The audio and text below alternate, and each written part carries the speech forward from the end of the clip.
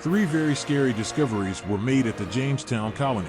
It's pretty cool to visit Jamestown, Virginia. After all, it was the first English settlement in the New World that would stay there permanently. And since people first moved there in 1607, it has a pretty amazing past.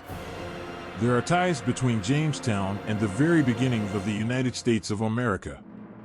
Those were the first places where people who spoke English chose to live on our land. People still brag that they are straight descendants of those people. Patriotic and makes you feel proud, right? But Jamestown is also a little creepy. Strange and scary things were going to happen there because it had a lot of history. They did it. Here is a list of 3 of the scariest and most frightening things ever found at the Jamestown Colony. It made archaeologists sick to their stomachs to find this horrifying proof of people living more than 400 years ago. If you're ready to learn more, keep reading. The most depth grave.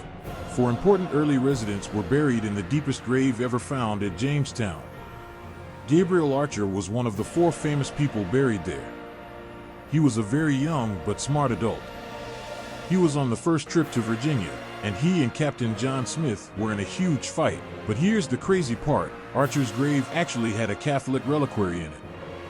Yes, most of the people in Jamestown were Protestant, but Archer brought some Catholic things with him to the New World. This new CT scan technology used by researchers found something even scarier. Pieces of bones were still inside that small Catholic grave box. We need to talk about history now. When Jamestown was founded in 1607, England was a very Protestant country. English leaders had to bring Protestantism to the New World because Spain, which was very Catholic, was also doing the same thing. The English Protestants then pushed their way into Jamestown, but why did the reliquary have Archer's body in it? That part is not clear at all. It could mean that he was a secret, or not so hidden, papist. Could it mean that he did business with Spanish people? Additionally, whose broken bones were found in that box? Was it Archer's or someone else's?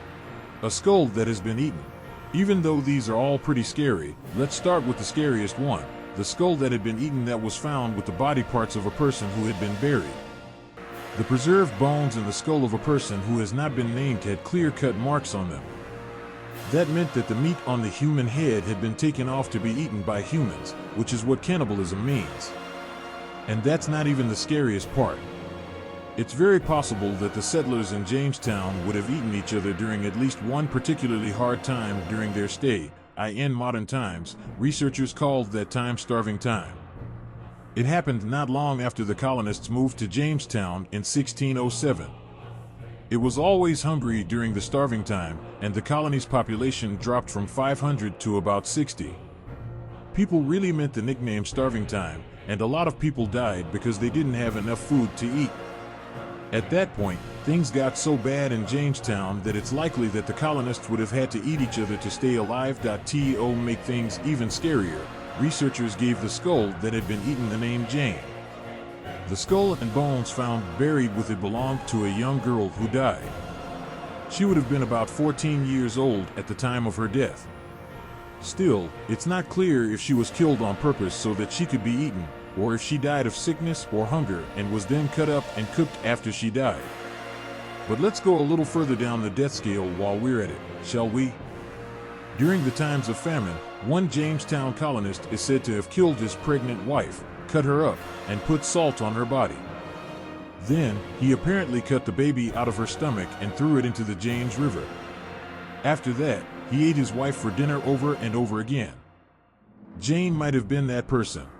The next world. In the first 10 years of the settlement, goods came to Jamestown from all over the world.